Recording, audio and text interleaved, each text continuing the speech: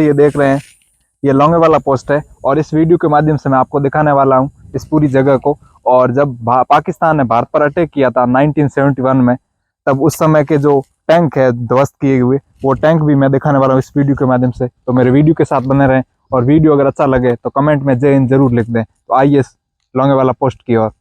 ये आप देख रहे हैं, ये 1971 की वार में जब हमारे भारतीय सेना ने पाकिस्तान के जो टैंक ध्वस्त किए थे, वो यहाँ पर अभी तक रखे गए, आप देख सकते हैं।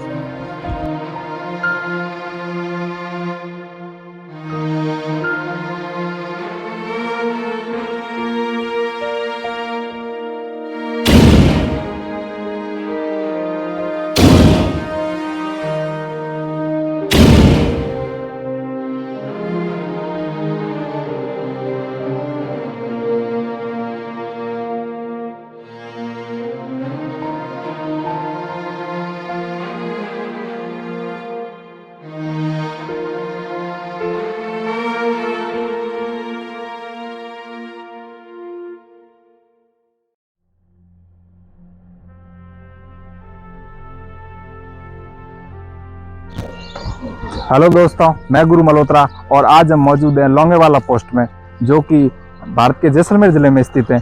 और लोंगेवाला पोस्ट जैसलमेर का वो वीर स्थल है जहां पर 1971 में भारतीय सेना ने पाकिस्तान की पूरी टैंक रेजिमेंट को धूल चटा दी थी। तो बने रहिए मेरे वीडियो के साथ में।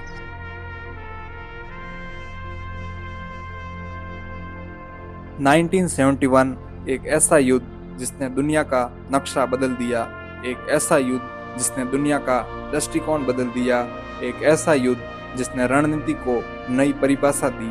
उस दुनिया बदलने वाले युद्ध में कई ऐसी लड़ाइयाँ थी जो नजीर बनी। हम इस सीरीज में 1971 की उन्हीं लड़ाइयों की कहानी सुनाएंगे।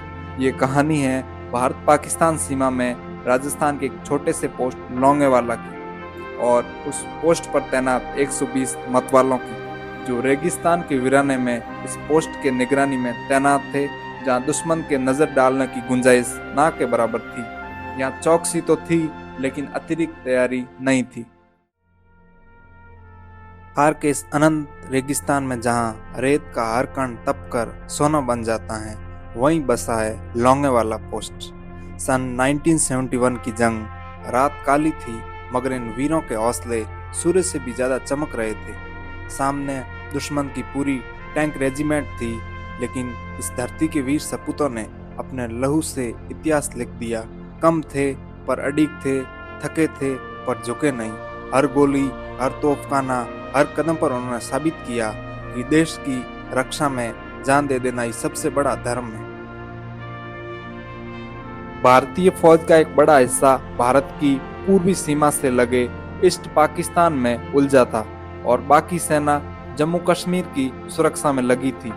पाकिस्तान ने सोचा अपने गिरेबान पर पकड़ ढीली करानी है, तो हम कम तैनात वाली सरहद से भारत में दाखिला हो जाएं और इलाके पर कब्जा कर लें, ताकि पूर्व की भरपाई पश्चिम में हो सके। लोंगेवाला एक सामान्य सा पोस्ट था, लिहाजा 23 बटालियन की एक कंपनी को जिम्मा दिया गया। 23वीं बटालियन की अल्फा कंपनी की अगुवाई कर रहे मेजर कुलदीप सिंह चांदपुरी। लोंगेवाला पर किसी तरह का खतरा होगा, ये कभी किसी ने सोचा नहीं था। पाकिस्तान को इस बात का डर था कि हिंदुस्तानी फौज पाकिस्तान की ओर कूच कर जाएगी। इसी कारण 3 दिसंबर को पश्चिम सीमा पर एक साथ भारत के 11 अग्रिम एयरफील्ड और रडार स्टेशनों पर आक्रमण किया। पाकिस्तान की 18वीं डिवीजन के जीओसी जनरल बीके मुस्तफा को जिम्मा सौंपा गया कि भारत की सीमा में घुसकर आक्रमण करें। 4 दिसंबर की रात सेकंड लेफ्टिनेंट धर्मवीर की अगुवाई में एक पेट्रोल पार्टी गश्त के लिए निकली थी। थार रेगिस्तान के सन्नाटे में उन्हें एक गड़गड़ाहट की आवाज़ सुनाई दी, तो धर्मवीर ने फौरन अपने कमांडिंग अफसर मेजर कुलदीप सिंह चांदपुरी से कांटेक्ट किया। मेजर कुलदीप सिंह चांदपुरी के सामने 2 विकल्प रखे गए।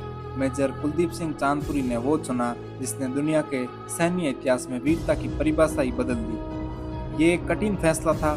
सामने थे भारी भरकम हथियारों से लैस 2000 से अधिक पाकिस्तानी करीब 54 T-50 टैंक, शर्मन टैंक, और लोंगेवाला के अकेले पोस्ट पर कुल 120 सैनिक, एक जीप पर लगी रिकॉइलर्स गन, एक मीडियम मशीन गन, 3 मोटार, 120 सैनिक में से 30 सैनिक सेकंड लेफ्टिनेंट धर्मवीर के साथ पेट्रोल ड्यूटी पर थे।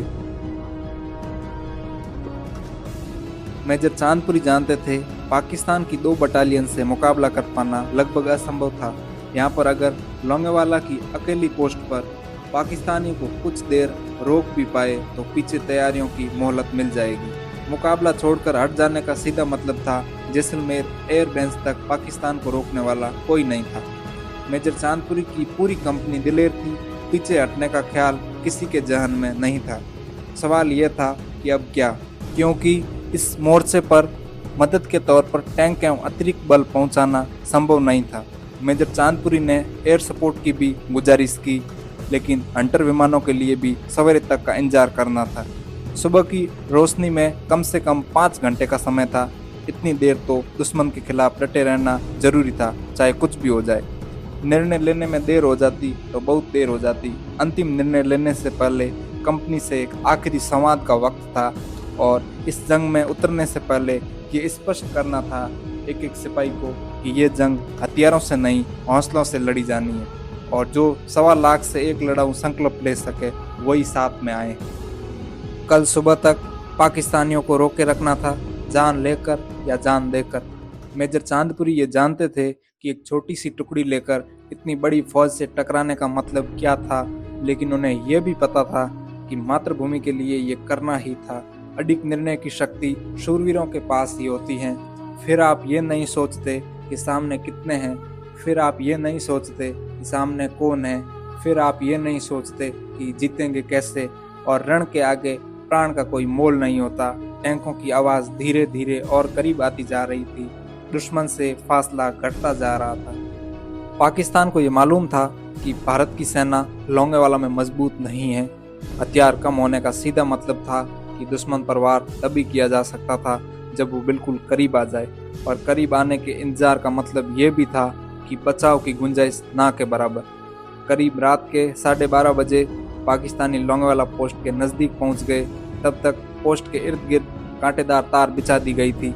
इसे देखकर पाकिस्तानी सैनिकों का माथा ठनका।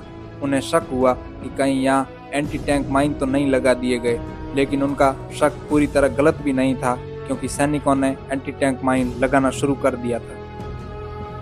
लोंगेवाला इकलौता पोस्ट जरूर था, और उसका एक सबसे बड़ा फायदा था वो ये कि समूचे इलाके में लोंगेवाला पोस्ट जहाँ स्थित था वो सबसे ऊंची जगह थी और वहाँ से दुश्मन पर नजर रखना आसान था।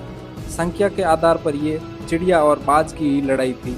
लोंगेवाला पोस्ट की ओर बढ़ते हुए पाकिस्तानियों ने अब बंदूकों का मुंह खोल दिया था, पर जैसे जैसे पाकिस्तानी और करीब आते जा रहे थे, एंटी टैंक माइन फिट करने का काम भी जारी था।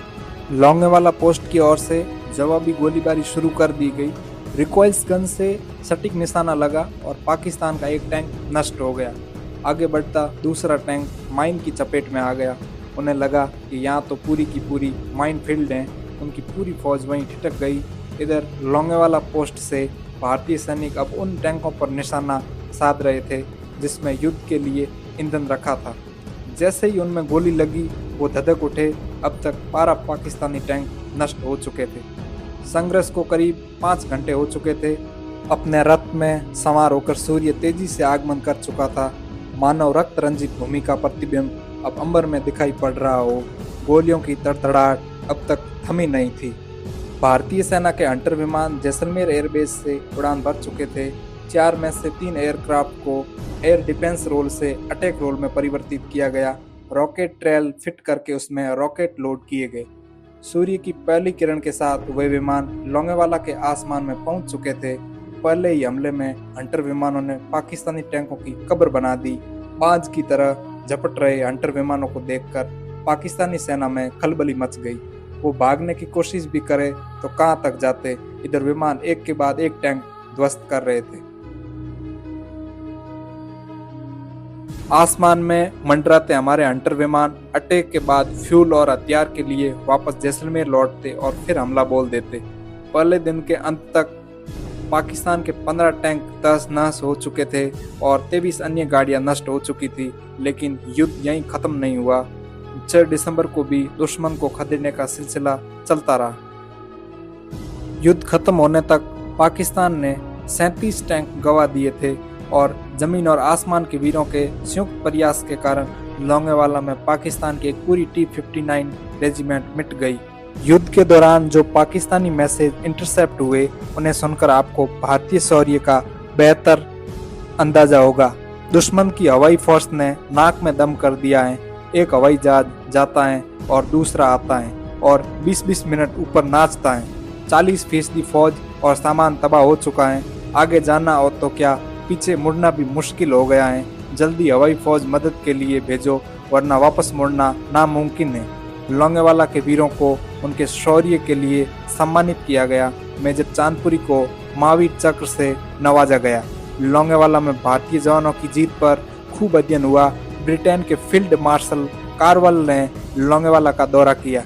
मेजर चांदपुरी से युद्ध की समूची रणनीति समझी। आज इंग्लैंड, फ्रांस, बांग्लादेश समेत आधा दर्जन देशों की मिलिट्री एकेडमी में लोंगेवाला की लड़ाई के बारे में विस्तार से पढ़ाया जाता है।